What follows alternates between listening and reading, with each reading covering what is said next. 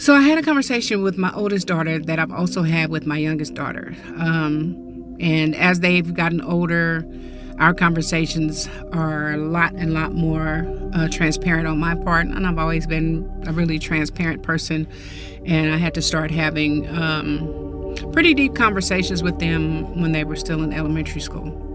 But a conversation that I had with my oldest daughter the other day, I just wanted to share it with you guys because I need to say it. I need to say it out loud, and I need to say it for people who will come across this video who it's you too, and it doesn't feel good, but you need to know you're not alone and that it's okay to stop.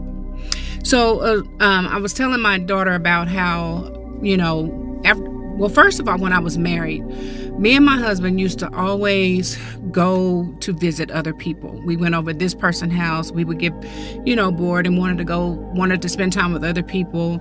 We go over to this person's house. We go over to this brother's house. We go over to my other brother's house. And everybody was married, so it was always couples.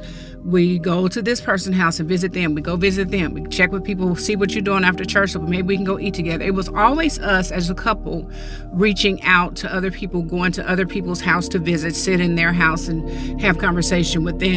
But nobody ever came to our house to sit and visit with us. Maybe we didn't give them a chance. I don't know. After my divorce, I had my two small daughters, and I carried on that same thing. Now, there was a long period of time after my divorce because of the church we were in and how people viewed divorce and how people viewed me and how people viewed us as a couple before I left him, that there was a stretch of time when people kind of was more standoffish for me because he was making his rounds talking to everybody about me in a way that nobody who says he still loves his wife should be talking about his wife. But I guess the gossip was too good for them to ignore. So there was a long period of time, some years, where I felt disconnected from everybody. But then I still had family members, that we would always visit with. And so I was telling my daughter, because of a conversation we were having that I won't mention here now, but I was just telling her, I was just like, when y'all was little, I said, you probably remember when y'all was little, I used to load y'all up in the car and we drive all the way out here to this person's house and we drive over there to their house and drive all the way to North Kansas City to visit them and drive all the way over to that part of Kansas to go visit them. I was always running up to people after church to see where we going to eat, see if we could eat together, because I was still trying to stay in contact and in relationship and in fellowship with my family members. And I did that for years when my girls were little, so we'd be in the car. Me and my girls, when I was divorced, we did everything together. I shared everything with my girls. They were little. I'd go to a nice restaurant and get one plate of food, and we were all able to eat off that one plate of food, so we were tight like that. But I told her, I said I got tired of it. I said, I always had y'all in the car driving over this person's house, driving over that person's house, trying to see who going where after church on Sunday. Maybe we could go eat with them. And I said, one day I decided, and I thought to myself, I wonder how often I would see these niggas if I never called them, or if I didn't call them, how often would I talk to them? If I didn't go to their house, pack my girls up in the car and go visit them and sit in their living room, how often would I see them? So I decided to find out how often I would hear from people if I didn't call them, if I didn't initiate contact.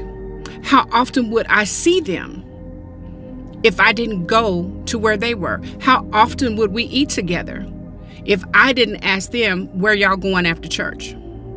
And guess what? Can you guess? Can you guess how often I was invited? Can you guess how many times I was called? Can you guess how many times I was asked, what am I doing after church? Can you guess how many people came and knocked on my door?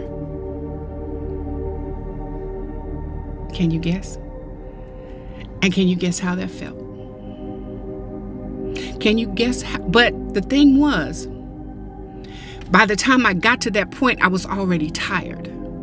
And by the time I got to that point, I was already convinced, wait a minute, they never called me.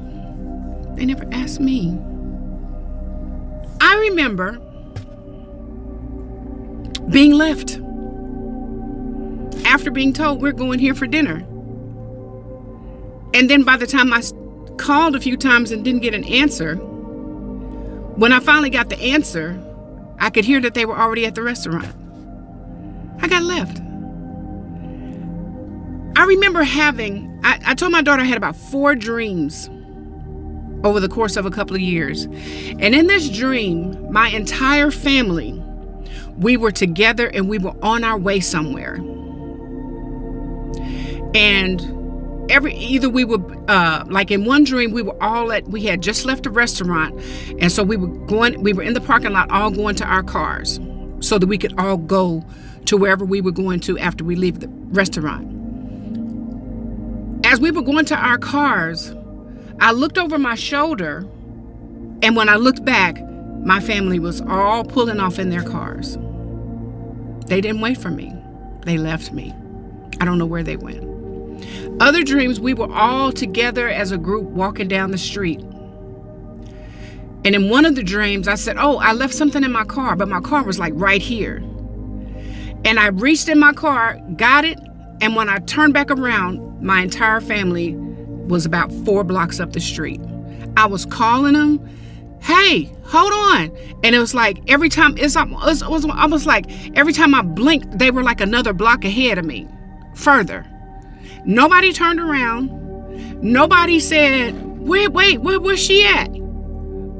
Nobody looked for my daughter. Nobody noticed we weren't there, but I was back there watching them walk away from me, and we were all together. Another time in one of the dreams, I just looked over my shoulder, and when I looked back, they were blocks ahead of me.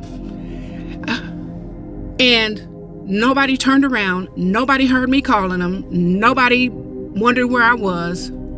I had that dream about 4 times. Sometimes you need to stop reaching.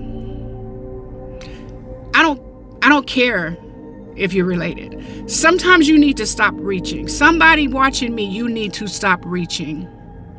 And don't think that because you stop reaching, you're going to cry because you're crying now. Like I feel like crying. You already crying because you're doing all the reaching trying to stay in contact. Stop reaching. Stop reaching. Your children are watching you reach and reach and reach and be rejected and rejected and rejected. And you think you're the only one who feels the rejection. But you're teaching your children how to be rejected. You're teaching your children how to reach for people who don't reach for them. Stop. And don't be afraid of the tears you gotta cry when you realize that if you don't reach, you won't be touched by them. You're gonna be touched, but not by the people you keep reaching for. Don't plant the seeds in your children that have them going through life, reaching for what does not reach back, touching what does not receive, gladly the touch and what does not return the touch. Stop reaching for that which is not reaching for you. Because you already know. When you stop reaching, you'll never feel that touch again. Not really. So, that's a lot of information. Very transparent. And if I only help one person, it's worth it. For you to not spend years of your life or more years in your life running behind people who ain't running nowhere near you. And when you really look at it, they running from you. They leaving you. You're not invited. They don't invite you. They don't think about you. And then let's not talk about the ones who only reach out to you when the first one they asked couldn't do it or couldn't make it. We won't even talk about those. Those of you who are reaching and reaching and reaching and trying and pushing and calling and going and visiting and asking, stop, stop, stop. Save your gas, save your energy. Turn that toward your babies and go learn how to enjoy your life and show your children something else other than you begging for attention that you will never get from these people.